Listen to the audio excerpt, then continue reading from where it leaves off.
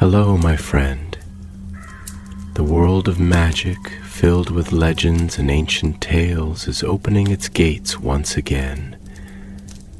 Tonight, in the Gryffindor dormitory by the crackling fireplace, I will share another story with my friends. Join us, for the magic is about to come alive.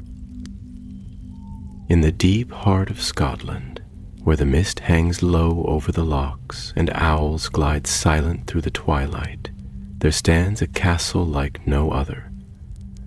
A place where portraits talk, staircases wander, and magic hums in the very stones. This is Hogwarts School of Witchcraft and Wizardry, and though its turrets rise bold against the sky, its deepest students dare not tread.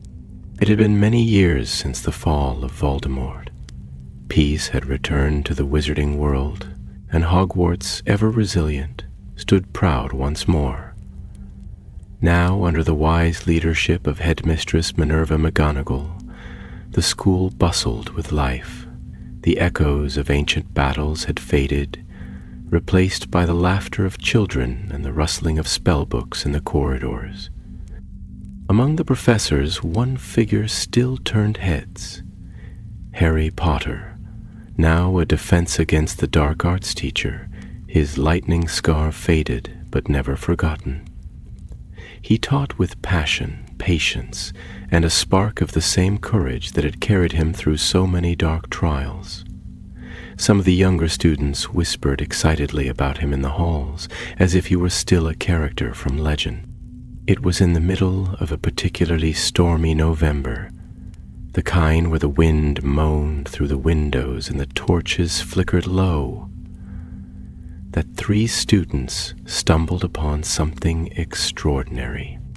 Elira Quinn was a Ravenclaw fifth year with a keen mind and a knack for magical theory.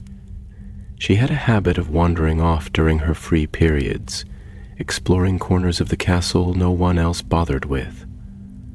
Her companions, Tobias Wick, an easygoing Gryffindor with a good sense of humor, and Mira Patel, a quiet but brilliant Slytherin with a passion for magical history, followed more for the thrill of adventure than academic curiosity.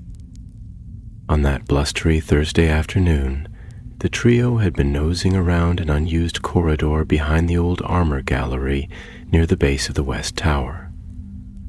It was Elira who first noticed the oddity, a portion of wall that gave off a strange warmth, pulsing faintly like the beat of a hidden heart. "There's something behind it," she whispered, wand tip pressed against the stones. Mira leaned close, brushing cobwebs aside. "It's not just heat.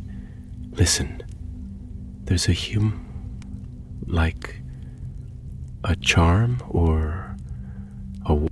Tobias tapped the stone, and with a low, grinding groan, the wall shuddered and shifted.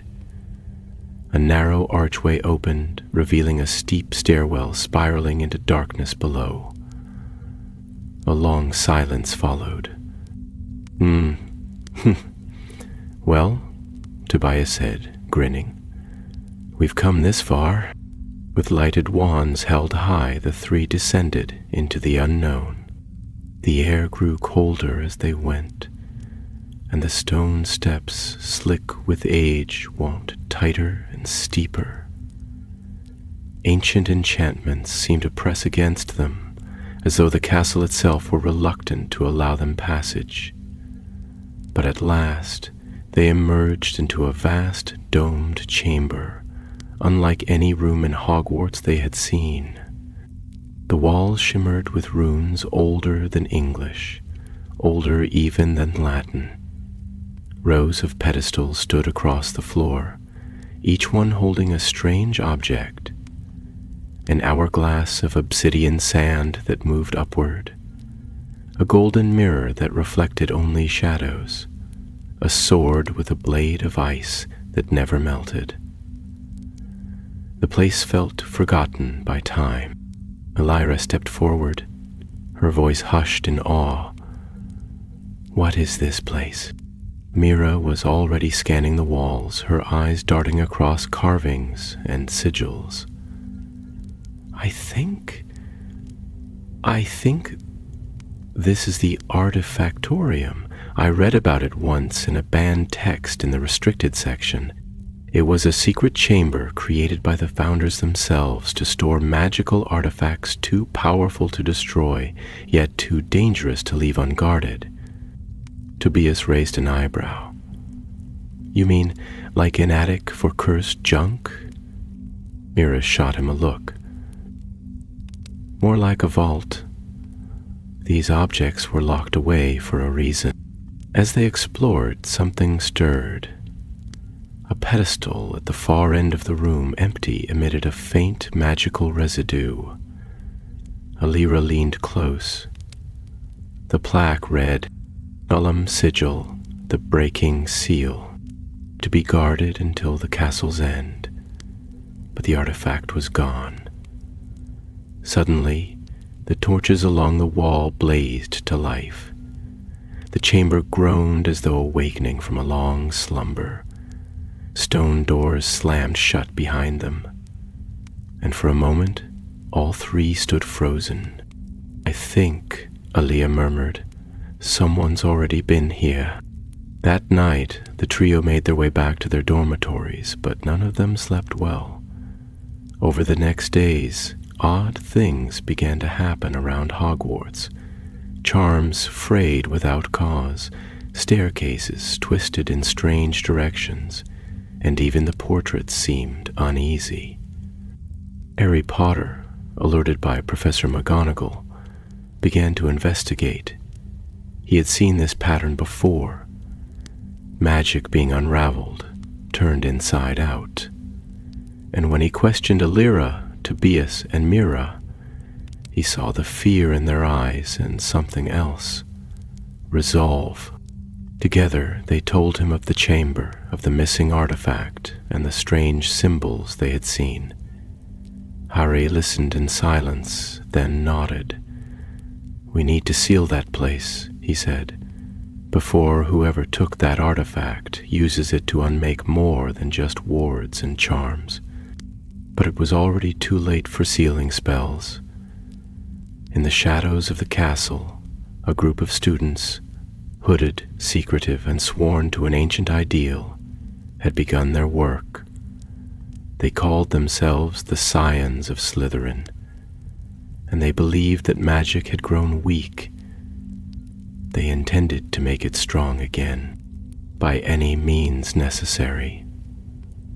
The days that followed were thick with unease. Hogwarts, usually so full of cheerful clamor, felt as though it had drawn a long breath it could not exhale. The odd magic disruptions continued, first in small ways, then growing steadily more concerning. A first year's transfiguration lesson went awry when their matchstick refused to become a needle and instead turned to smoke. The suits of armor lining the entrance hall began speaking backwards. Most troubling of all, the fat lady's portrait vanished from her frame for nearly a full day before she returned, pale and shaken, unable to recall where she had been. Professor McGonagall called an emergency staff meeting. The great hall's floating candles flickered more dimly than usual as the teachers gathered, their voices lowered and grim. Professor Flitwick confirmed that several castle enchantments, ones that had stood unbroken for centuries, were beginning to fray. Professor Sprout added that the protective wards in the greenhouses had weakened, allowing a pair of shrivel figs to sprout legs and make a dash for the forbidden forest. The evidence was mounting. The magic of Hogwarts itself was being tampered with. Harry stood with his hands clasped behind his back, eyes fixed on the enchanted ceiling as storm clouds brewed above. He had faced dark magic before, too much of it in truth. But what troubled him now was the pattern. This wasn't the work of a rogue hex or a miscast charm. It was calculated, coordinated. Someone was unraveling the very spells that bound the school together, and that meant they had found a way into something ancient, something buried deep. After the meeting, he sought out Alira, Tobias, and Mira in the library, where they sat clustered around a table hidden behind stacks of old books and rolls of parchment. Madame Pince gave them a suspicious glance, but said nothing as Harry sat down beside them. He noticed the dark circles under their eyes. They had clearly been researching far more than their assigned essays. "Any progress?" he asked quietly. Alira nodded, pushing a worn tome toward him. Its spine crackled with age, and the title, Enchanted Vaults of the Founders, was nearly rubbed away. She tapped a passage with her quill. "This confirms the Artifactorium wasn't just for storage. It was also a prison of sorts. Magical objects that had a will of their own. Cursed blades, self-writing scrolls, even enchanted relics that could affect time. They were locked away with layered enchantments. But there's very little about the Nolam sigil. Just fragment." Mira leaned forward, her eyes sharp behind her spectacles. "I think the sigil was designed to break enchantments. Not by brute force, but by unbinding the logic of the spell work. It untangles magic at its core. That's why it's so dangerous." Tobias frowned. "And someone's stolen it. Why? To tear Hogwarts down?" Harry shook his head. "Not just Hogwarts. If someone truly understands how the sigil works, they could unravel any protective enchantment. Wards around Gringotts, seals guarding Azkaban, even the barriers that separate the magical world from the Muggle one." A long silence followed. The stakes had grown clear. That evening, Harry patrolled the castle longer than usual. His feet carried him through halls he knew too well, past the statue of Gregory the Smarmy, down the shifting stairs, across the now quiet courtyard where once giants had broken through the gates. His thoughts were troubled. Magic had always been unpredictable, yes, but Hogwarts was meant to be safe, a sanctuary. The thought that it was vulnerable stirred a deeper unease than he cared to admit. In the meantime, Alira, driven by a mixture of guilt and determination, began gathering more information. She, Mira, and Tobias conducted interviews with house elves in the kitchens who had heard whispers of strange students slipping out at night. Peeves the poltergeist, when properly bribed with dung bombs and flattery, offered cryptic hints about a green-robed bunch lurking near the old Charms Tower. Even the centaurs in the Forbidden Forest sensed a dark weight pressing upon the school. Then came the incident in the astronomy tower. It was a clear night, the stars cold and bright above. A group of fourth years were on a stargazing assignment when the telescope apparatus, enchanted to follow celestial movements, spun wildly out of control, nearly knocking 2 students from the platform. Only a well-timed spell from Professor Sinistra saved them. She reported that the enchantments anchoring the device had been undone, cleanly and without any visible signs of damage. That same night, Harry, prowling the halls under his invisibility cloak, caught sight of a shadow slipping through a hidden panel near the Greenhouse 3 stairwell. He followed, careful and silent, and soon found himself in a narrow passage he hadn't walked in years. At the end, the shadow emerged into a torchlit chamber, and Harry, cautious, peeked from behind a curtain of ivy. 5 students stood in a circle, hoods drawn, wands raised.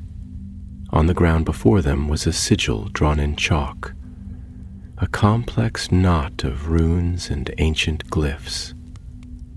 One voice, calm and commanding, spoke above the others. The founders feared power, and so they locked it away. But fear is not our legacy. Slytherin taught us to claim what is ours, The Nolam sigil is ours now. Harry's stomach turned. He recognized the voice. Cassian Flint, Slytherin's 7th year. Brilliant, ambitious, and entirely too charming, son of Marcus Flint. Harry backed away, heart pounding. The scions of Slytherin were real, and they weren't just stealing artifacts. They were preparing for something, plotting, practicing. And whatever it was, it would begin soon, too soon. The next morning dawned bitterly cold. Frost glazed the windows of the castle, and the ground sparkled with the dusting of snow. Students huddled in their cloaks as they hurried between classes, breath clouding the air, but the crispness of the day did little to dispel the tension growing in the corridors. Rumors had begun to spread, half-whispered tales of vanishing spells, strange runes and forgotten halls, and hooded figures seen slipping through the castle after curfew. Harry stood at the head of his 3rd-year defense against the dark arts class, wand resting lightly in his hand, but his mind elsewhere. He had reported what he had witnessed to Professor McGonagall, and though her expression had remained calm, the hard line of her mouth spoke volumes. Cassian Flint's name was already familiar to her. He had made little effort over the years to hide his disdain for weakened traditions, in his admiration for pure-blood ideology, carefully dressed as academic pride. Still, there had been no open misconduct, no direct violation of rules. Until now. Alira, Tobias, and Mira, meanwhile, had devoted themselves wholly to their investigation. Between classes and meals, they combed the library and its restricted section. Alira had acquired a special permission slip, signed by Professor McGonagall herself, after giving a convincing account of advanced research on enchanted vault structures. They pored over ancient texts, cross-referencing old diagrams of the castle's foundations with forgotten passages and architectural notes, and finally, they found what they were looking for. Tucked within a crumbling atlas of magical strongholds was a series of marginal notes, likely scribbled by a long-dead scholar. They outlined the original warding structure of Hogwarts. 4 concentric rings of protection, bound by elemental magic and anchored to 4 specific sites within the castle. At the center of it all was the Keystone Ward, a nexus point located deep beneath the school, the heart of the enchantments. The Artifactorium sat directly above it. Mira traced the diagram with her finger, lips pursed. If someone wanted to collapse the castle's protections from the inside, this would be the place to start. The Nolam sigil wouldn't need to break every spell, just the keystone. Tobias leaned back in his chair, the color drained from his face. So they could bring down everything. The anti-apparition fields, the shielding spells, the protections that keep it safe for students. All gone. Alira nodded slowly. Gone. It was later that day, just before supper, that Harry summoned the trio to his office. The room was lined with shelves bearing magical artifacts from years of teaching, shield cloaks, secrecy sensors, and an array of defense books bound in dragonhide. Fox's Perch still stood near the window, though the phoenix had long since vanished. A low fire crackled in the hearth. Harry listened carefully as the students laid out their findings. He paced slowly as they spoke, his brow furrowed, pausing only to glance toward a stack of parchment on his desk. Records from the night patrols, strange magical fluctuations, and a report of a house elf who had been found wandering the dungeons in a confused daze, mumbling about twisting lights and melting stones. When they had finished, Harry looked toward the fire. "Cassian Flint," he said softly. "He's bold, I'll give him that, but clever too. He wouldn't act unless he believed he could control the sigil." "Can it be controlled?" Tobias asked, clearly hoping for a simple answer. "No," Harry replied, turning back to them.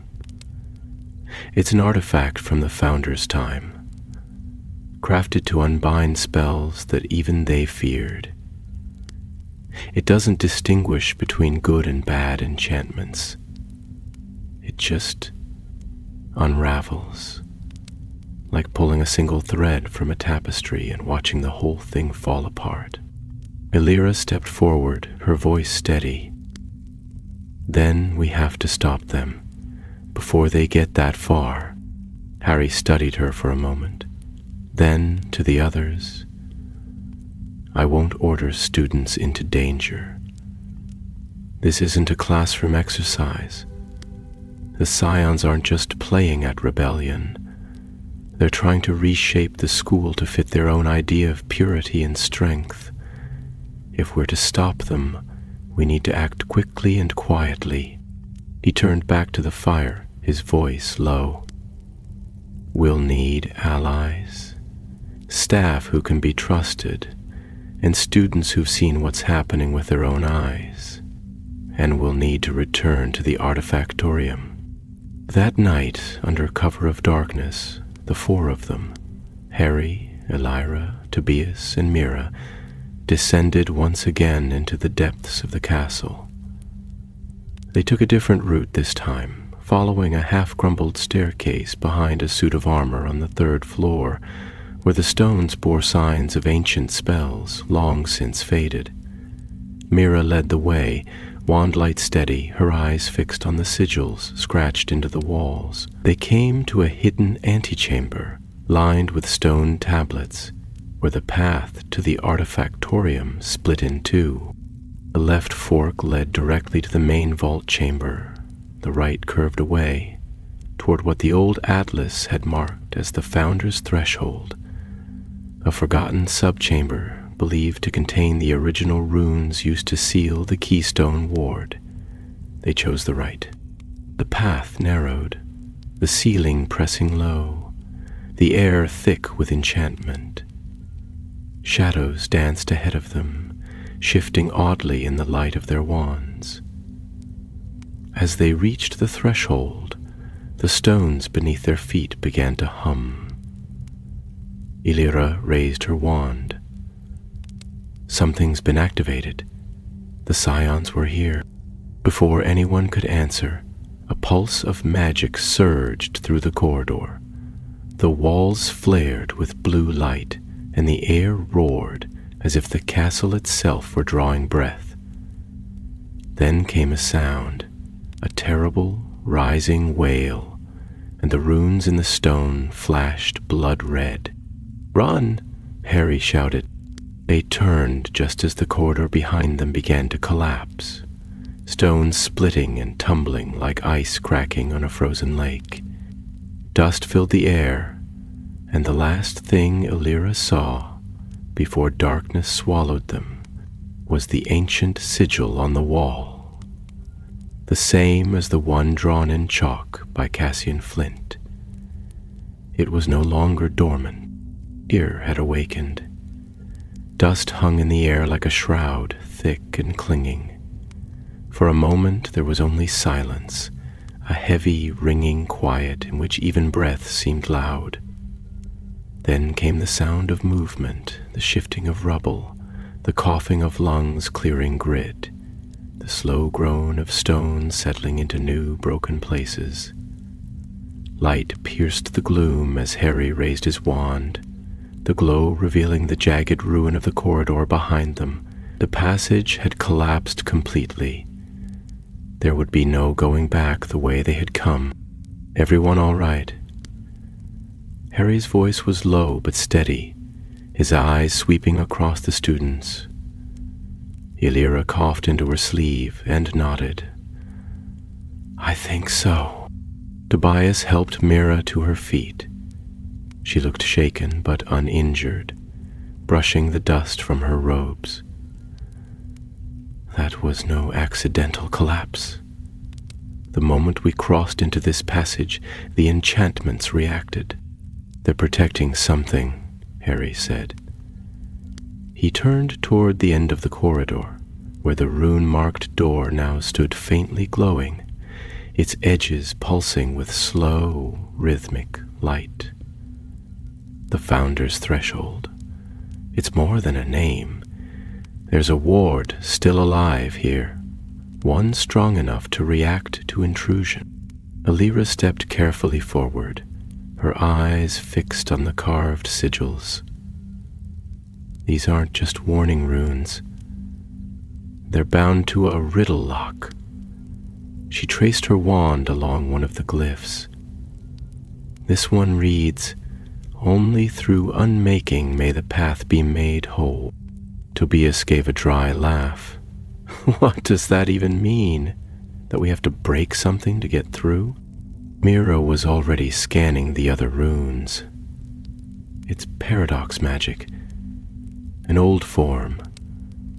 The spell resists entry by demanding the answer to its contradiction. We don't break the lock by force. We solve it by accepting its nature. Harry watched them with a kind of quiet pride, despite the tension. They were clever, determined, and in over their heads, but no more than he had been once, beneath the castle in the company of Ron and Hermione. He stepped back and gestured to Alira. Take your time, but not too much. If Cassian and his scions reached the keystone first, he didn't need to finish the thought. They all knew what was at stake. Alira studied the sigils for several long moments, murmuring incantations under her breath. Then, with a flick of her wand, she traced a new rune in the air, a symbol of reversal, one of the few spells known to tangle with paradox magic without undoing the structure entirely. The rune glowed gold, then crimson, then faded into the door. There was a pause, then a click, deep, ancient, and final. The door creaked open. Beyond lay a circular chamber carved from bedrock, its walls covered in spiraling glyphs that shimmered like heat haze. At the center stood a single pedestal, empty, save for a swirl of dust that seemed to pulse with energy. The very air trembled, as if the remnants of the Nullum Sigil's presence had never quite left. Around the room, old stone markers marked the positions of the four founders, each etched with a crest and an inscription in faded Latin. Mira read aloud from the pedestal, "In arte potestas, in potestate periculum, in craft, power, in power, danger." Harry stepped forward slowly. This is where the artifact was kept. We're standing in the anchor chamber of the Keystone Ward, and now it's been breached. Tobias pointed toward the edge of the room, where a trail of scorched stone led from the pedestal to a shadowed archway on the far wall. "They were here recently." "No," said Alira, eyes narrowing. "They're still here." Before anyone could speak, the shadows beyond the arch shifted, and 5 figures stepped into view. Robes of dark green trimmed with silver, hoods drawn, wands ready. Cassian Flint stood at the front, wand held low but firm, his expression calm and far too confident. "I wondered when you'd find your way here," he said, his voice carrying through the chamber with unnatural clarity. "You've come to stop us, I suppose?" Harry took a step forward, shielding the students.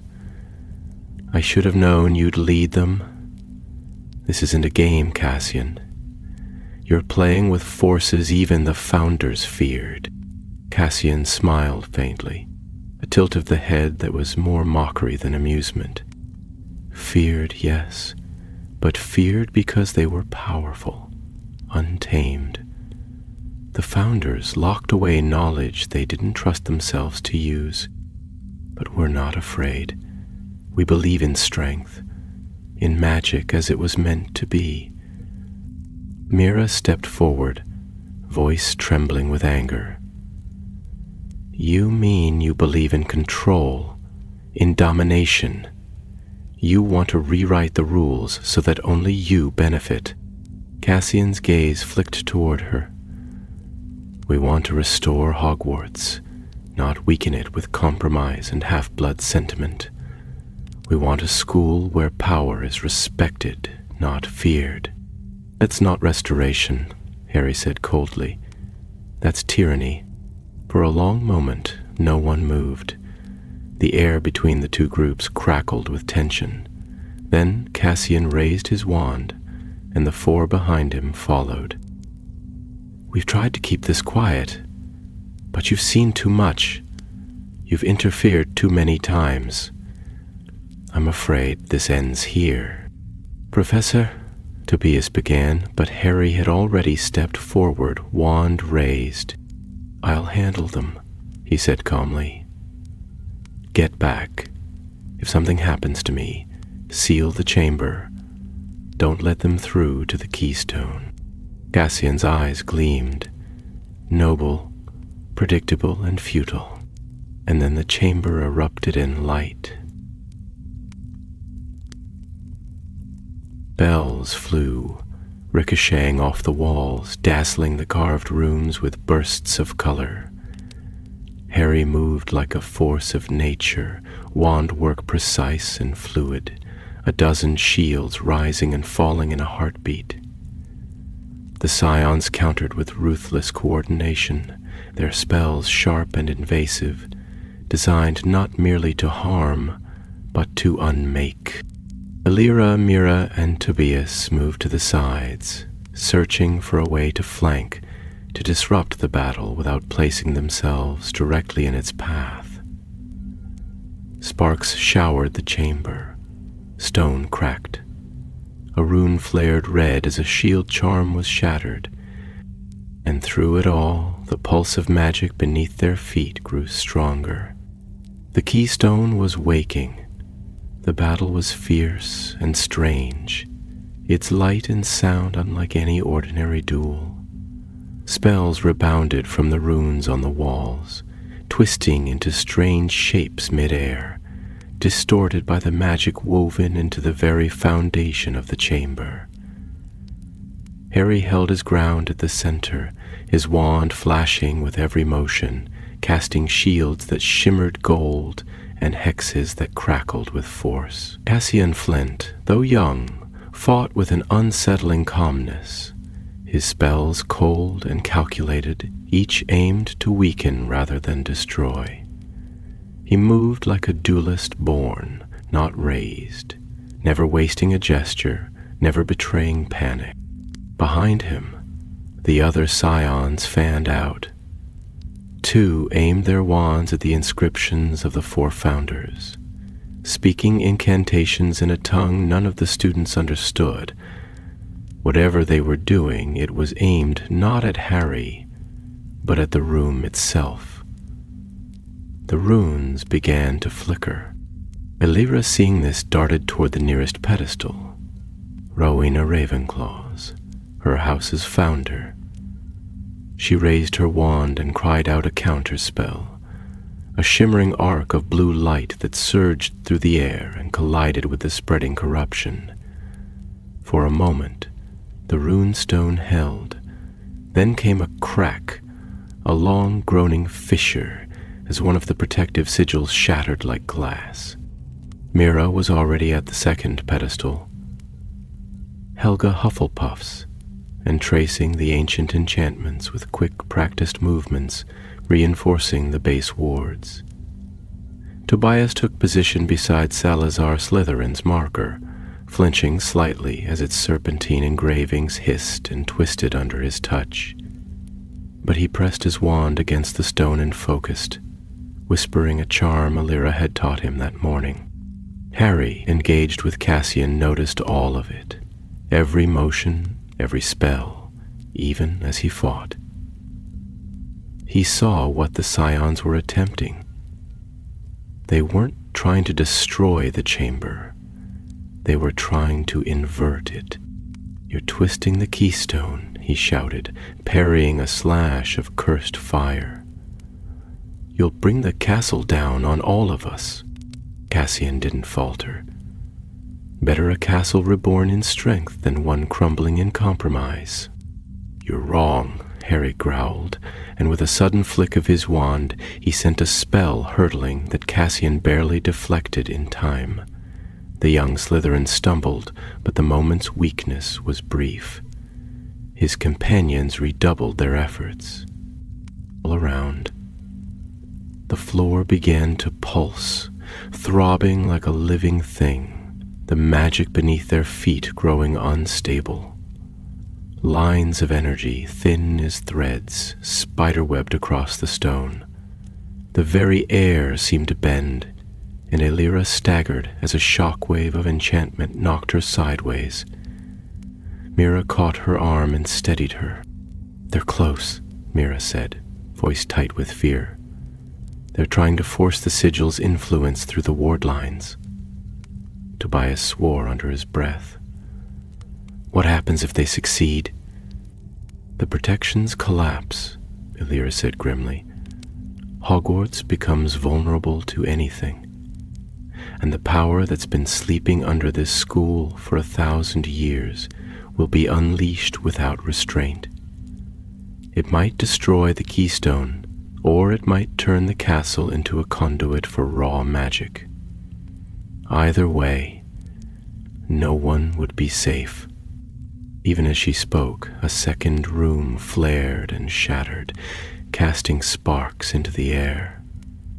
The room shuddered, and a deep rumble echoed from somewhere far below, as if the castle itself had groaned in pain. From above, dust sifted down from the ceiling. A crack ran along the archway where the Scions had entered. Harry pressed forward, forcing Cassian back with a flurry of spells, blinding light, humming jinxes, and a disarming charm that clipped the edge of the young wizard's robe.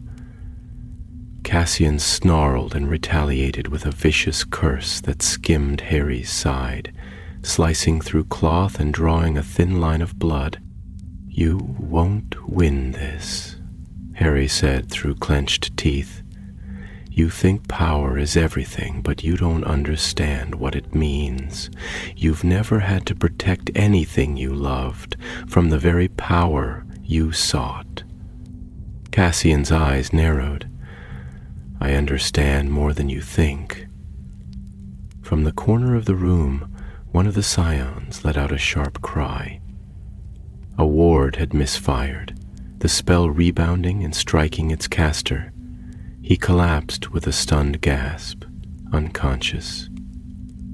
Another turned toward Cassian, hesitation flickering in her stance. The spell they were casting was unraveling. Too much magic, bound too tightly, was coming loose. Alira stepped forward, her wand raised high, and with a cry of "Finite repercutio," she severed the final tendril of the Scion's magic, linking the last active pedestal. The runes along the walls blazed white, hot for an instant, before fading into a cold, still silence. The chamber trembled. Then, slowly, the threads of magic receded. The pulses stopped. The fissures in the floor ceased to spread. Cassian stared, breathing hard, sweat beading his brow. He looked around at the broken runes, the flickering glyphs, and the stunned faces of his followers. For a moment his mask faltered. Doubt, or perhaps fear, glimmered behind his eyes. Harry didn't lower his wand. It's over. Cassian didn't respond. He gave one long look toward the broken pedestal, then toward the ruined passage behind them. Then, without a word, he turned and ran, vanishing through the archway, his cloak billowing like smoke behind him. 2 of the remaining scions followed. The others remained where they were, stunned or unconscious, the weight of defeat hanging in the air like fog. Elira slumped beside the Ravenclaw pedestal, breathing hard. Mira knelt beside her, and Tobias sat on the floor, wiping dust from his face and looking dazed. Harry turned to them slowly. "You did it," he said, quietly. "You stopped them. You saved the keystone." But even as relief filled the air, the tension did not fully ease. The Nullum sigil was still missing, and Cassian Flint had escaped. "Professor," Elia said at last, "what now?" Harry looked around at the cracked walls, the sputtering runes, and the lingering echo of a chamber that had very nearly come undone. "Now," he said, "we make sure this place is sealed for good, and then we find the sigil. Because this was only the beginning." By dawn, the storm had passed, but a strange stillness hung over the grounds of Hogwarts, as though the castle itself were holding its breath. The first light of morning bathed the towers in pale gold, but within its ancient halls, shadows clung more tightly than they ought. In the chamber beneath the school, where the heart of its protections had been tested and nearly torn apart, the air was thick with lingering enchantment. Harry stood alone for a time, wand lowered, studying the faint threads of magic still curling upward from the shattered runes. He had stayed behind after the others had gone. McGonagall had been alerted, of course. He had sent a message via enchanted parchment the moment the battle had ended. Elira, Tobias, and Mira had returned to their dormitories under the escort of Professor Flitwick and Madame Hooch, with promises that no one would be punished, so long as the truth was told. But Harry could not bring himself to leave the chamber just yet. He moved carefully, inspecting the damage. The anchor stones had held, just barely.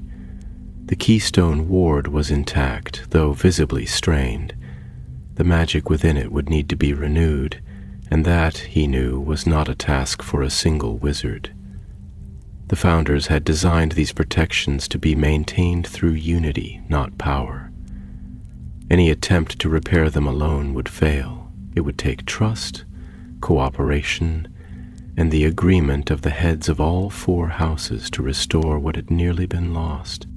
Harry passed a hand across the air above the pedestal, feeling the chill of the missing artifact like the absence of a heartbeat.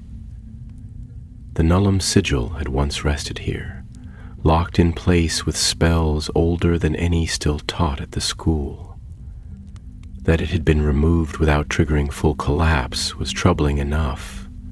That it remained in the hands of a group like the Scions of Slytherin, led by a student with a vision of magical purity, was worse than trouble. It was dangerous.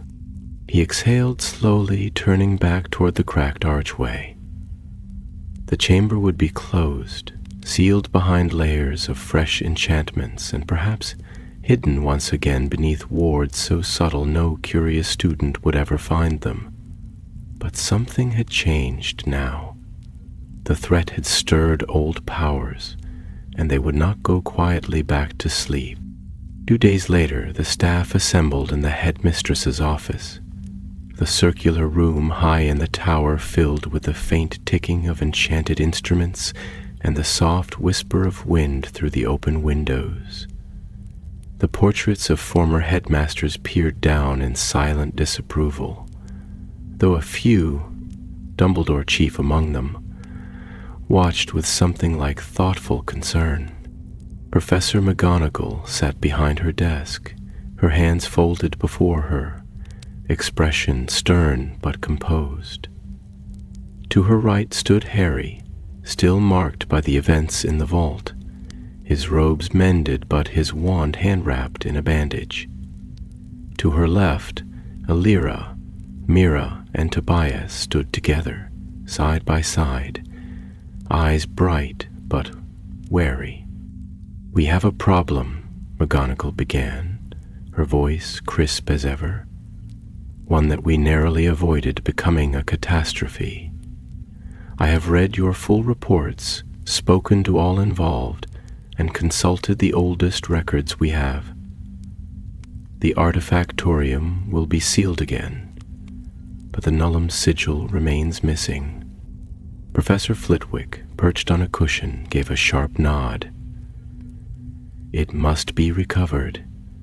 Its properties make it a threat to every established magical structure in Britain. If Cassian Flint truly intends to use it again, we must stop him before he tries." "But how?" asked Professor Sinistra. "Flint and his allies have vanished. They've not returned to their dormitories, and the castle's protective charms show no signs of them on the grounds." Harry shifted slightly, addressing the room. "I believe they've gone underground. Not literally. I think they've made contact with others outside Hogwarts, sympathizers. There have always been pockets of pure-blood traditionalists, and with something like the sigil in their hands, they'll find plenty of people willing to listen." Mira stepped forward, clearing her throat. She found the dark green leather, with no title. I'm sure it was a magical text of some kind, not one from the library. Possibly a relic, or a family heirloom. He was consulting it for the ritual. Professor Sprout frowned deeply.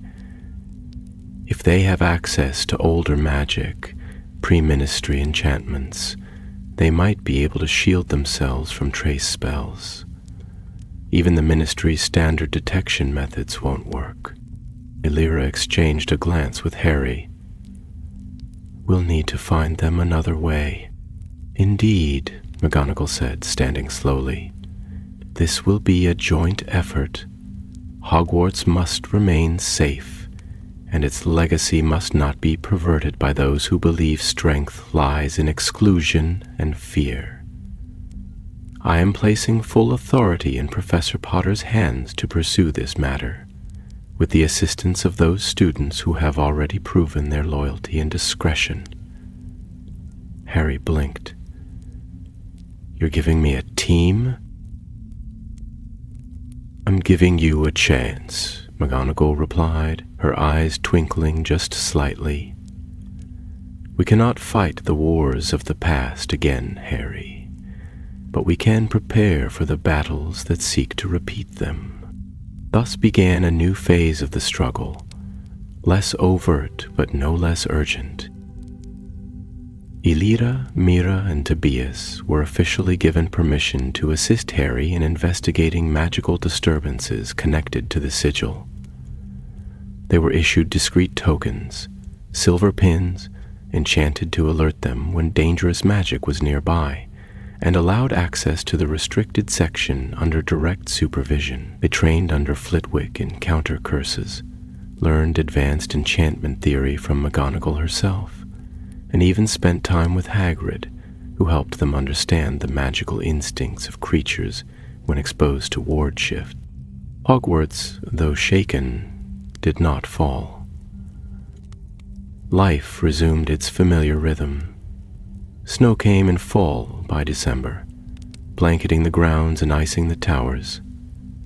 The great hall sparkled with enchanted snowflakes that never melted, and laughter returned, though quieter, more guarded. The danger had not passed, but the students, especially those who had stood in the dark and seen the shadow rising, now knew that the castle's safety depended not on its walls, but on those who chose to protect it. On a quiet evening near the end of term, Alira found herself on the astronomy tower, staring out at the dark hills beyond the lake. The stars were sharp and clear above, and the wind had stilled. Mira joined her after a while, followed by Tobias, both silent. "They're out there," Yelea said quietly. "Cassian, the sigil, it's not over." "No," Mira said, "but it's started now, and we're not the only ones watching anymore." Tobias nodded, his voice soft. "We'll be ready." The new year arrived with a hush of snow and the low, contented murmur of fires crackling in common rooms. While most students returned to their lessons without knowledge of the danger that had nearly upended their school, those closest to the truth felt the stillness of the castle as a pause before something greater. Though the scions of Slytherin had vanished and the Nullum sigil remained hidden, the tension had not faded. Rather, it had sunk deeper, like frost in stone, unseen yet unrelenting. Harry had wasted no time. With Professor McGonagall's blessing, he and the trio began working from a hidden office deep within the castle, a small circular chamber once used by a group of magical architects during the school's original construction. The room was round as a coin, its walls etched with faded plans and room diagrams that shifted ever so slightly when touched by light. It was quiet, secluded, and thoroughly protected by enchantments of concealment. The students, while still attending their classes and completing their assignments, were now part of something far more pressing. It was during one of their early meetings in that chamber that Mira produced a piece of parchment she had charmed to reveal latent magical traces. She had spent the better part of 2 nights combing through the Slytherin common room with Tobias's help, disguised as if on prefect rounds. Hidden among the pages of a book on ancient magical architecture, one that had clearly been recently moved, she had found what looked like a torn page from a journal. The writing shimmered faintly when held close to candlelight, as though resisting visibility. Elira leaned close, eyes narrowed. "It's Cassian's hand. The loop of the F is too long, and the S bends back at the tail." "Read it," said Harry, pulling his chair closer. Mira cleared her throat. "The chamber lies beyond the second veil, where the echoes of Merlin's cipher still stir. The sigil must be tempered. Its power is raw, wild, unfocused. It does not obey. We must find the relic that binds, or it will unmake the wielder as surely as it unbinds wards." Tobias frowned. He doesn't understand how to control it. He's looking for something to temper it or to contain it, Harry said. He's realized the sigil is more than just a weapon. It's unstable magic, like a living spell. If he tries to use it without the correct protections, it might destroy him. Elida tapped her wand against the parchment. "The second veil. That has to mean something. It could be metaphorical, but I think it's literal. An enchanted barrier of some kind." Harry nodded thoughtfully. "There are references in the Department of Mysteries to magical veils, layers of enchantment that separate different forms of magical knowledge, even different magical realities. Merlin was said to have worked with such things in the early days of spellcraft." "And the cipher?" Mira asked. "Is that another relic?" "It could be," Harry replied. "Or it could be a code. Merlin was famous for weaving riddles into his protective spells. If Cassian's looking for the cipher, then he's probably after a specific chamber, something older than the Artifactorium. Older than Hogwarts, perhaps." Tobias sat back, whistling softly. "We're chasing legends now." "No," said Lyra, her voice steady. "We're chasing a trail, and we're not the only ones on it." They spent the next week scouring the oldest texts in the library, aided occasionally by Professor Vector and even, somewhat surprisingly, Professor Binns, who, upon being asked about Merlin's cipher, proceeded to lecture for nearly an hour on obscure theories, before muttering something about a sealed stairwell in the oldest part of the dungeons. Mira took that clue and began comparing it to the castle's oldest floor plans, some of which were known to shift under magical pressure. On the fourth evening, she uncovered a reference in a dusty volume of pre-ministry magical constructs. A chamber referred to simply as the Mirror Hold. The Mirror Hold, according to the text, was built in the time of Hogwarts' founding, perhaps even before. It was believed to contain a magical resonance connected to reflection and binding, magic that dealt not in transformation, but in the understanding of essence. Wizards who sought to master artifacts too powerful for ordinary handling would first enter the Mirror Hold to be shown the truth of their own intentions. It was used to temper ambition, Myra explained as they pored over the passage by lamplight. Those who passed through unscathed were allowed to bind themselves to unstable magic. Those who failed, well, the book doesn't say what happened to them. So, that's where he's going, Harry said. Cassian must have found some clue in his family's records, or maybe that book Mira saw him with pointed the way. He thinks the Mirror Hold will let him master the sigil. Illyria's brow furrowed. Then we have to find it first. The problem was that no one knew where the Mirror Hold was. The book gave only vague directions. Below the lowest chamber, beyond the echo of the founders, where the forgotten stair breaks the circle. It was riddle piled upon riddle, and the clues led nowhere solid. Until one evening, Alira stood by the window of the Ravenclaw common room, watching the snow drift past the spires of the castle, and remembered something her house's statue had once said to her in jest. Truth is best seen when the world is upside down. At the time, she had thought it nothing more than a cryptic comment during one of her many riddled attempts, but now it struck her differently. She ran to fetch the old floor plans and turned one of the pages upside down. The layout shifted in meaning. What appeared to be a broken wall on the third sub-level formed a perfect circle when viewed in reverse. A hidden chamber shaped like an eye nested beneath the dungeons, directly below the original site of the Founders' Hall. "In the Mirror Hold," she whispered. "It's beneath the old ritual hall. It's been hidden all this time by design, visible only when you look at the map from the reverse." Harry confirmed the location with a revealing charm, one used by the original Marauders to map hidden chambers. Slowly, the sealed stairwell emerged, buried under layers of spells and forgotten by time.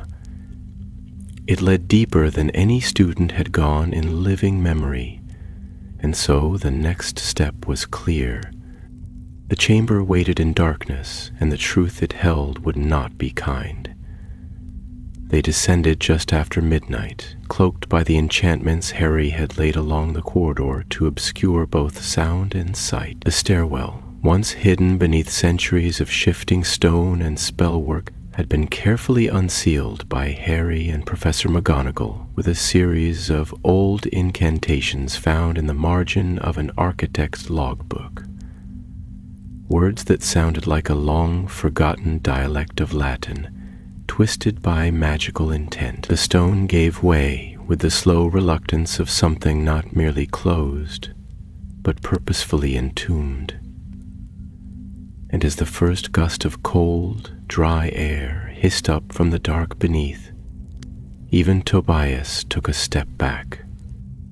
The stairway spiraled downward in a perfect circle, its stones smooth and worn with age, but free of dust or cobwebs, as though the passage had been protected from the wear of time.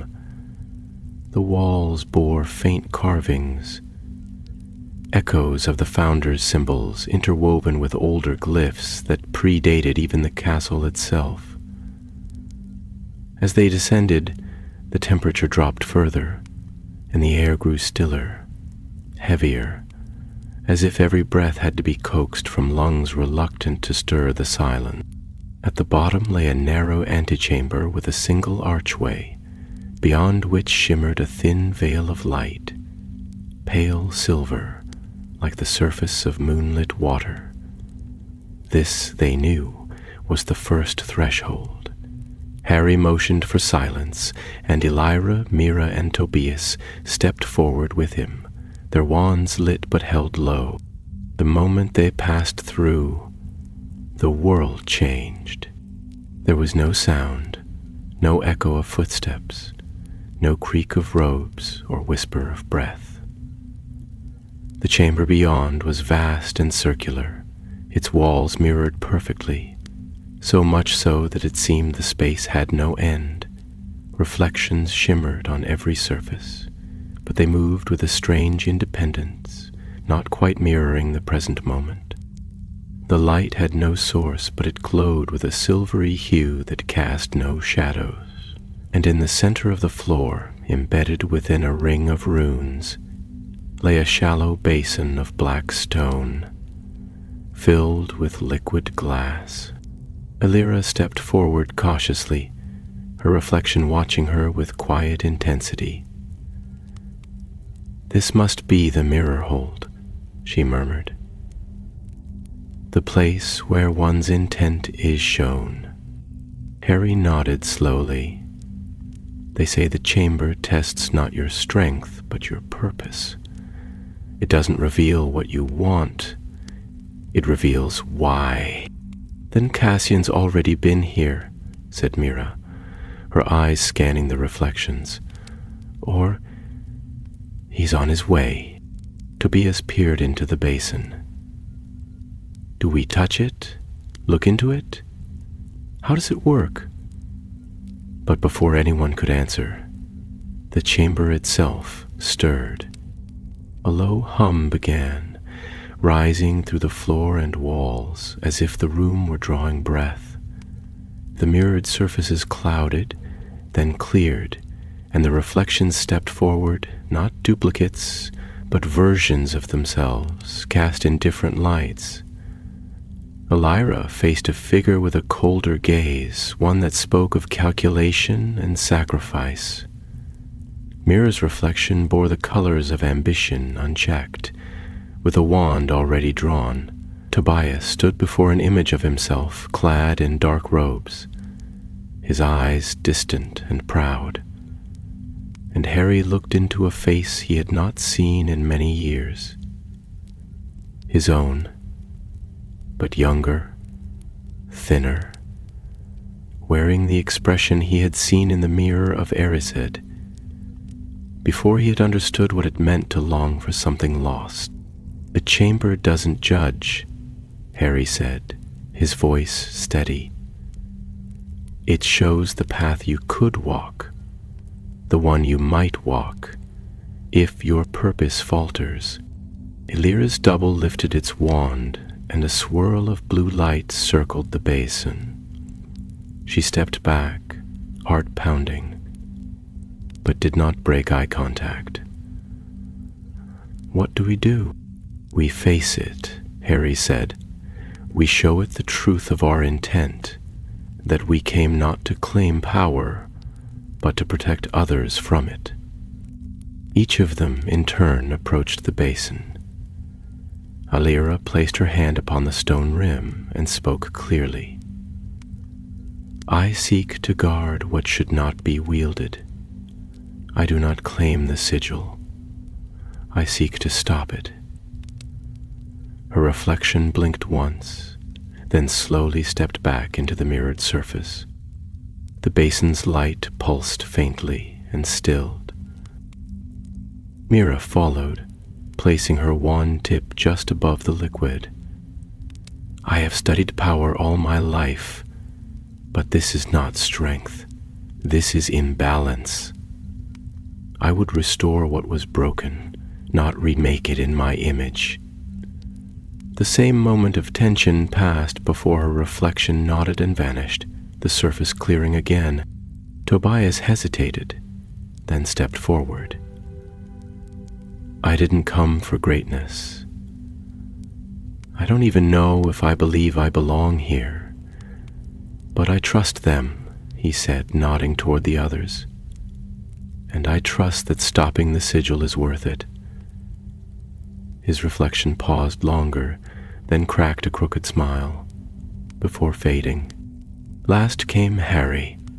He looked into the basin, saw the younger face staring back with all the hunger of his past, the desire for family, for certainty, for an end to the weight of being the boy who lived. He spoke, his voice quiet but firm.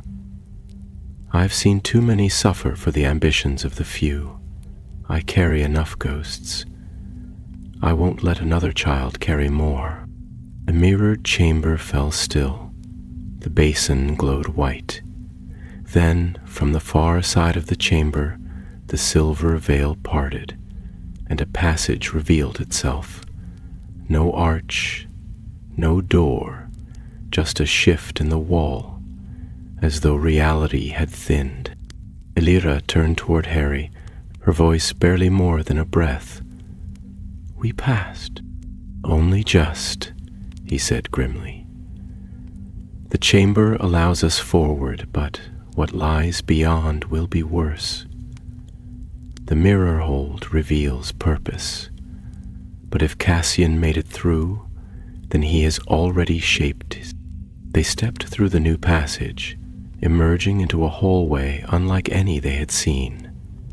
The stone here was veined with crystal, pulsing faintly with stored enchantment, and the walls bore no torches, only runes that glowed in rhythm with unseen power. It led downward, ever downward, until they reached a door wrought from obsidian, marked with the same sigil that had once rested on the empty pedestal in the Artifactorium. Harry raised a hand and touched the symbol. It flared beneath his fingers, and the door dissolved into mist, and within, waiting for them beneath a vaulted ceiling and amidst a circle of hovering artifacts, stood Cassian Flint. The Nullum sigil pulsed at his chest like a living star, and the look in his eyes was no longer one of a student. It was the gaze of someone who had chosen his path and burned the rest behind him. The chamber beyond the obsidian veil was vast, its walls carved from a stone darker than night, veined with threads of silver light that twisted like frozen lightning.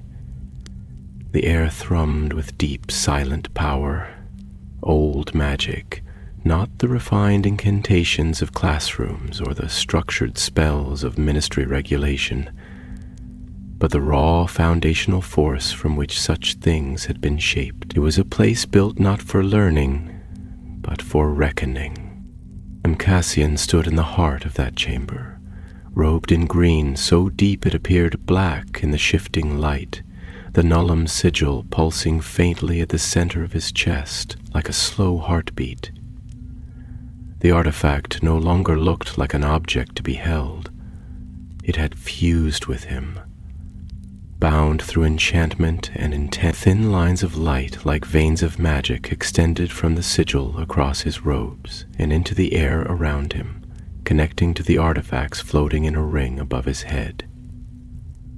A broken circlet of fire, a severed wand with a dragonbone core, a scroll of runes that rearranged themselves constantly, and a sword so thin and bright it seemed made of sunlight. He looked up as they entered, and his face betrayed no surprise. "I knew you would find me," he said, his voice low and calm. "You've always been drawn to unfinished stories, Professor." Harry stepped forward, wand at his side, eyes fixed on the pulsing artifact. You've gone too far, Cassian. That thing, whatever it's become, isn't yours to command. You don't understand the cost. Cassian tilted his head slightly, as if examining a curiosity. No, you're wrong. I understand it better than you think. I passed the mirror hold. I showed it what I was willing to give. Power without fear, legacy without weakness. His voice hardened as he turned his gaze on the students. This school has forgotten what it means to stand strong, to honor the magic that built it. Mira stepped forward, her wand steady, her tone razor-sharp. Hogwarts was never built for domination. It was built so that magic could be taught to those who needed it, not hoarded by those who believed themselves superior. Cassian's mouth curled into a faint smile. Words spoken like a true Slytherin betrayer. You don't see what's coming. The world is changing. Magic is being diluted, made soft by half-blood politics and ministry restrictions. We're wasting potential. Elira's voice cut through the tension. And you think tearing it all down will make things better? That unraveling the wards, unbinding the protections, endangering the children here, that is strength? The castle will not fall, Cassian said coolly. Not if it recognizes its master. At that, the artifacts around him spun faster. The sword flashed, and the runes on the scroll burned gold. The chamber shuddered, and the Nullum sigil pulsed more rapidly, releasing waves of pressure that rippled outward and made the very air vibrate. Tobias staggered slightly, clutching at a pillar to steady himself. Harry reached out and caught Mira's arm before she could take a step closer. "This place is a binding circle," Harry murmured, his eyes flicking from artifact to artifact. "The sigil has become the center. He's channeling the strength of ancient relics, dangerous ones, and he's tying them into the ward lines. If he completes the spell, he'll remake the enchantments," Elira said, the blood draining from her face. "But in his image," Cassian spread his arms, magic swirling around him. "Hogwarts will be reborn, not torn down, but made pure again, its magic stripped of compromise, its future set on a path of true strength. The founders built this place with vision. I merely continue what they began." "You corrupt what they built," said Harry, stepping fully into the circle. "And I won't let you." The room flared with sudden light as the protective circle responded. The chamber recognized the challenge, and the relics began to spin faster, the runes in the floor activating one by one. Cassian raised his wand, and the duel began. The first spell struck with the force of a thunderclap. Harry's shield met it head-on, dispersing the energy in a burst of white light. He responded with a disarming hex laced with a binding charm, but Cassian deflected it effortlessly, redirecting the force into one of the hovering artifacts, which absorbed it like water into dry stone. Around them, the chamber's walls pulsed with shifting enchantment. The duel was not between two wizards alone. It was between wills, woven into the very foundation of the room. Mira, Elira, and Tobias moved quickly. They split, darting between the slowly rotating relics, trying to sever the flow of magic connecting them to the sigil. Mira focused on the scroll, murmuring a counterscript that disrupted its shifting runes. Elira knelt beside the shattered wand, her fingers moving quickly as she traced the rune circle binding it to Cassian's spell. Tobias reached for the flame circlet, only to recoil as it lashed out with a jet of enchanted fire. He stumbled back, robe singed, but not deterred. Cassian fought like a wizard who had planned this moment 100 times. His spells were precise, vicious, meant to disrupt rather than kill, but the sheer force behind them was overwhelming. He was drawing from the sigil now, not just his own power, and every second he stood unchallenged, the circle of artifacts tightened and the pulse of the chamber deepened. Harry adjusted his stance, grounding himself in memory, in training, in the countless duels that had come before. He thought of Dumbledore, of Sirius, of those he had lost, and of the children behind him who still had futures to claim. He cast a spell that tore the sword from the air, sending it spinning into the stone with a deafening clang. At the same moment, Mira severed the scroll's enchantment, and Alira cried out as her charm collapsed the wand's stabilizing rune. The circle faltered. Cassian gasped, the sigil on his chest flickering like a dying star. The artifacts dropped from the air, some shattering, others dimming. He fell to one knee, struggling to contain the torrent of magic now lashing through him without the relics to bind it. "No," he hissed. "No. I'm the master of this place." Harry raised his wand. "Not while Hogwarts remembers who she is." The final spell struck not with force, but with clarity. A charm woven with intent, cast not to destroy, but to release. Light surged through the sigil, and with a sound like the breaking of glass, it cracked down the middle. The magic burst from Cassian's chest in a wave of silver fire, casting him backward into the floor. The relics flared once more and then vanished. Silence fell. The chamber dimmed. The power ebbed. The Nollum's sigil, broken and inert, rolled to a stop at Alira's feet. Cassian lay still, and at last Hogwarts exhaled. In the stillness that followed the breaking of the sigil, time seemed to slow.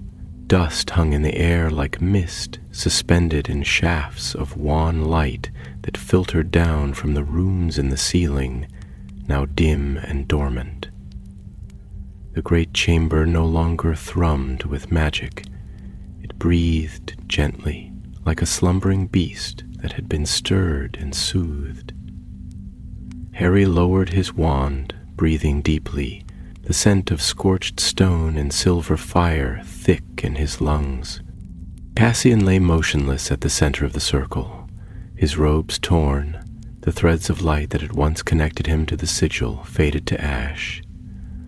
For a moment it was unclear whether he had merely fallen unconscious or been consumed entirely by the magic he had sought to control. Harry moved toward him, carefully, wary of any last surge of enchantment, but none came. The power had left the boy. He knelt beside him and checked for a pulse, finding it faint but steady. "He's alive," Harry said quietly, glancing back at the others.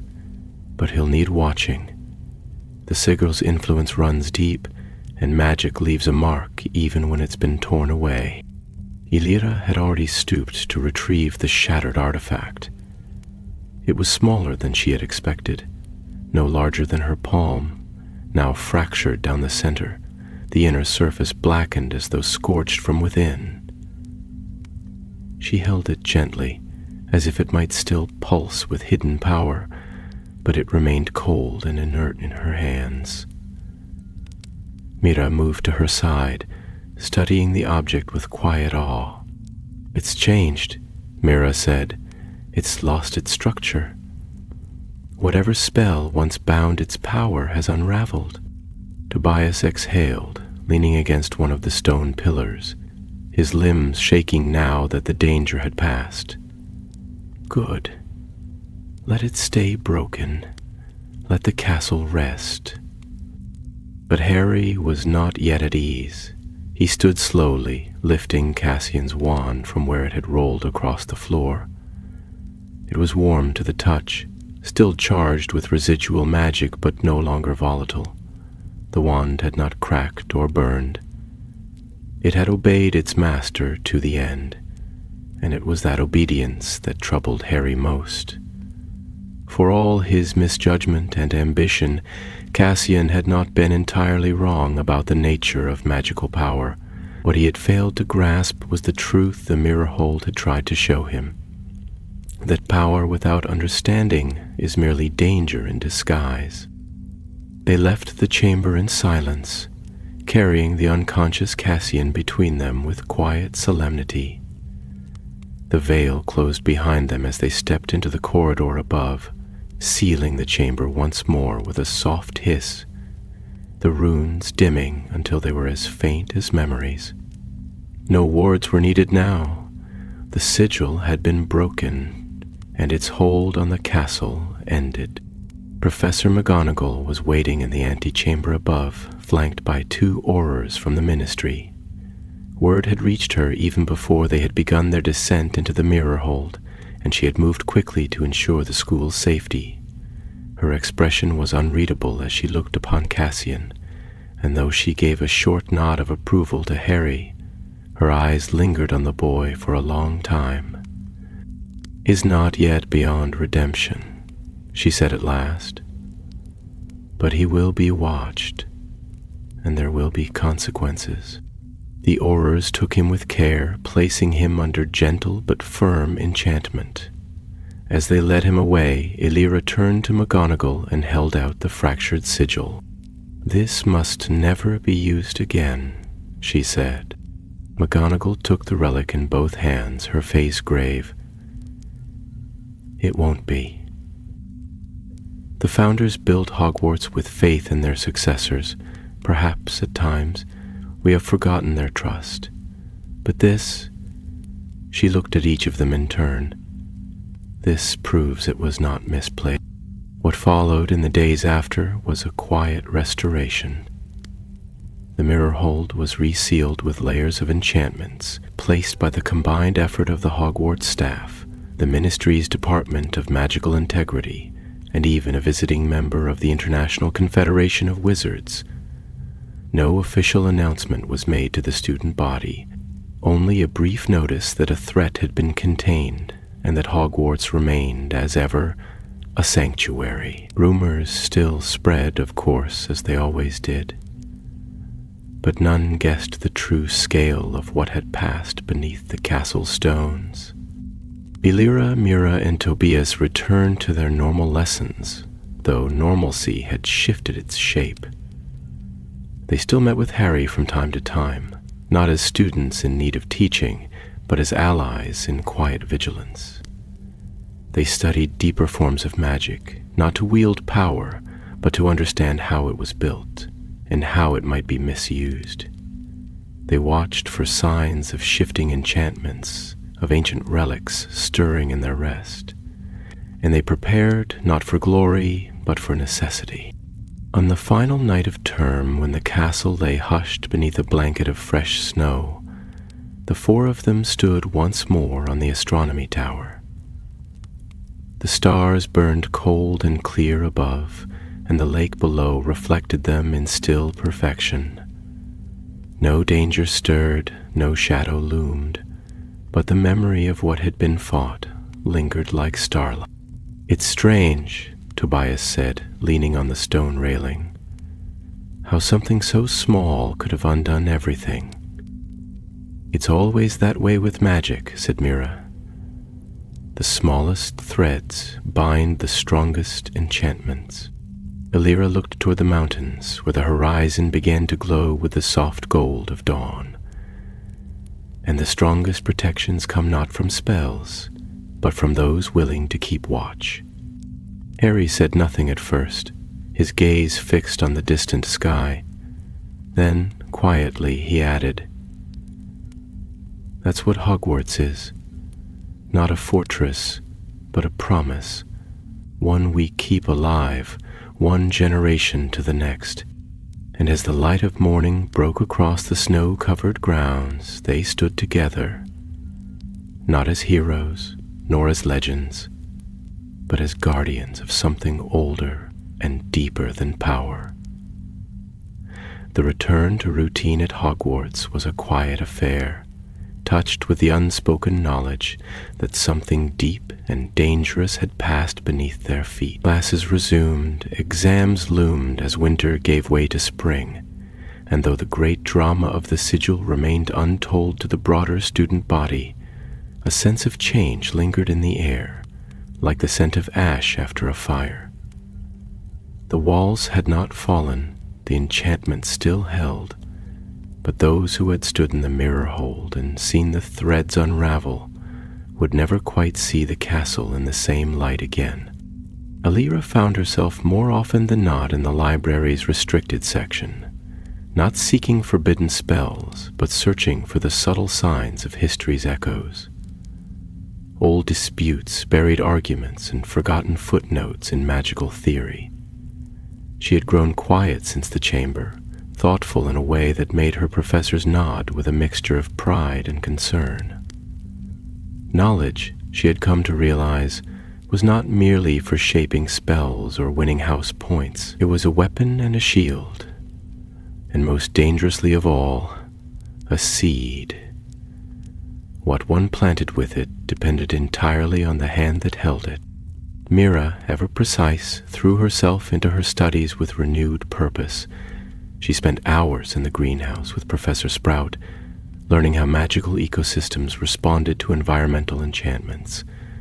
More than once, she volunteered to help in the dungeons, assisting Professor Slughorn in cataloging his more volatile potions. He had taken a liking to her, though he never asked why she had suddenly developed an interest in binding agents and magical stabilizers. If he suspected the truth, he said nothing. Tobias returned to his usual self with somewhat more speed. He was never the brooding sort, and though the events of the mirror hold had left a mark, he bore it more like a hidden scar than an open wound. He continued to explore the castle with quiet delight, often dragging Alira or Mira along when he discovered some new passageway or portrait with an attitude. His jokes, though still awful, brought laughter back to places where it had been missed. Harry continued to teach his classes with the same steady voice and sharp instinct, but there was a change in him, too. He walked the corridors with deeper attentiveness, pausing now and then to look at the walls, as though listening to them breathe. He spent more time with the portraits of the headmasters, and even more time with Minerva McGonagall, whose trust in him seemed only to deepen with each shared silence. He did not speak often of Cassian Flint, nor of the sigil, but the matter was not closed.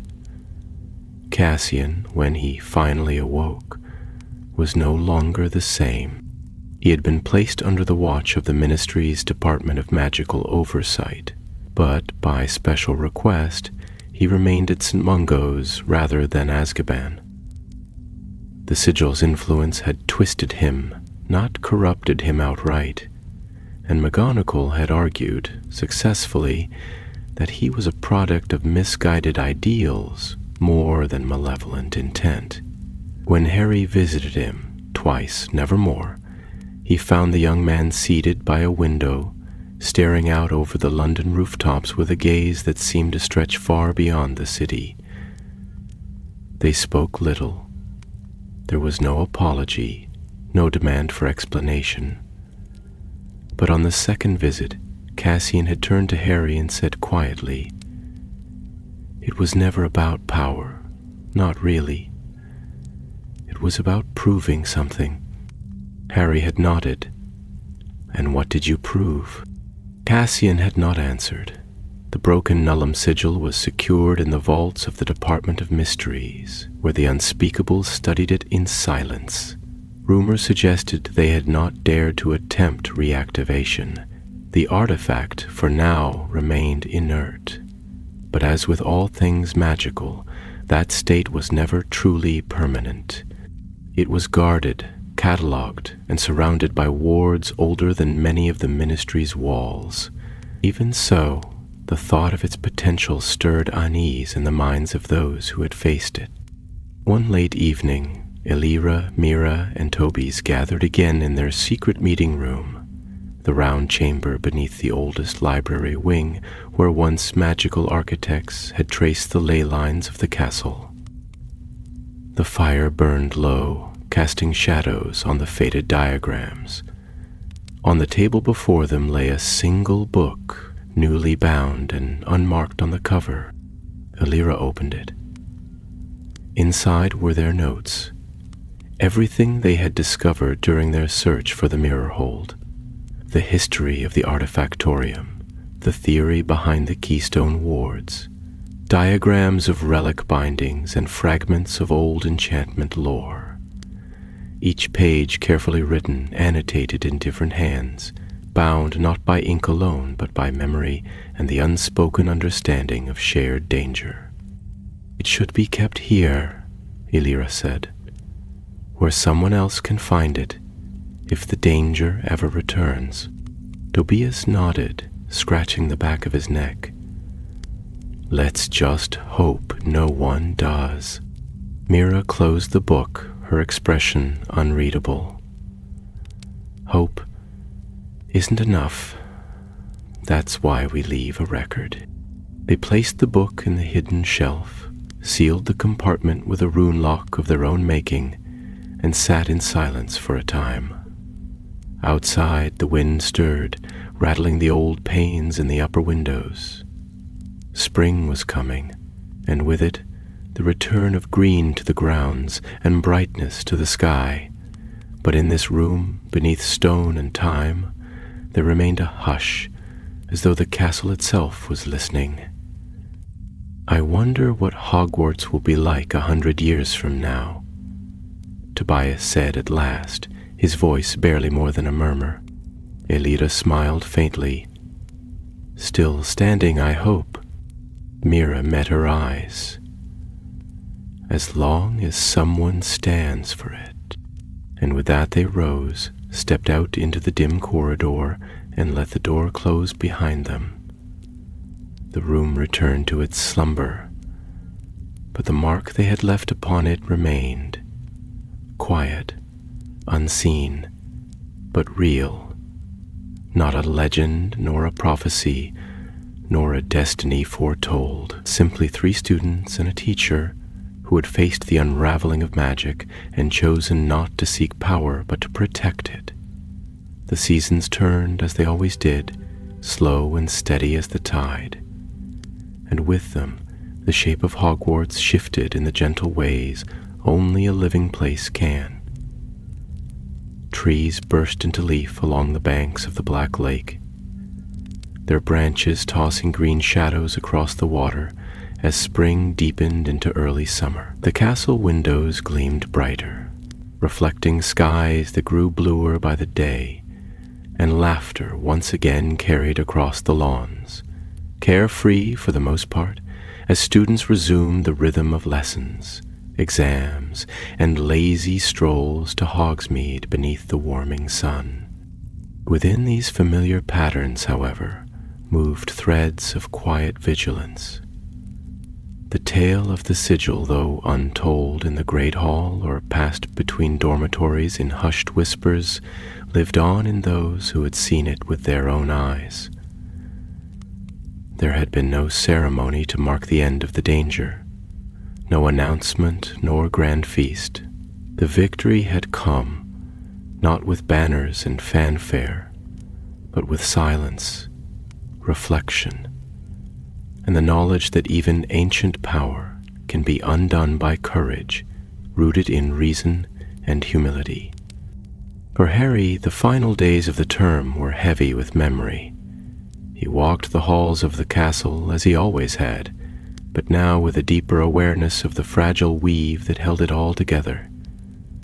He would often pause by windows that overlooked the lake, or linger by the great oak doors of the entrance hall, and in those moments he found himself listening not for sound, but for feeling, for the pulse of magic beneath his feet, for the whisper of wards too old to name. He had known battle and had known loss, But there was something uniquely sobering about nearly losing a place he had come to see as a second home, a place that had raised him almost as surely as those who loved him. Alira, Mira, and Tobias finished the term with top marks and quiet honor. No award was given, no official mention made of what they had done, but Professor McGonagall gave each of them a glance during the final feast that held more weight than any medal. The Ravenclaw table cheered loudest for Alira when her name was called, and Tobias, blushing furiously, found himself congratulated by nearly every Gryffindor third year for reasons they could not fully explain. Mira, ever composed, received a curt nod from Professor Snape's portrait as she passed beneath it, a gesture more valuable than any trophy in her eyes. On the final morning, trunks were packed, owls tethered, and the scarlet train waited at the station beyond the gates. Students chattered excitedly about summer plans, exchanged sweets and quills, and promised to write, even though they rarely ever did. Amidst the usual bustle, Harry stood at the top of the stone steps overlooking the courtyard, watching the students depart. His eyes settled on Alira, Mira, and Tobias as they reached the gate, each pausing to turn and glance once more at the castle. "They'll be back," said a voice beside him, and he turned to find Professor McGonagall standing there. Her hands folded in front of her, eyes calm and knowing. "I know," Harry replied. "But even if they weren't, they've already left something behind."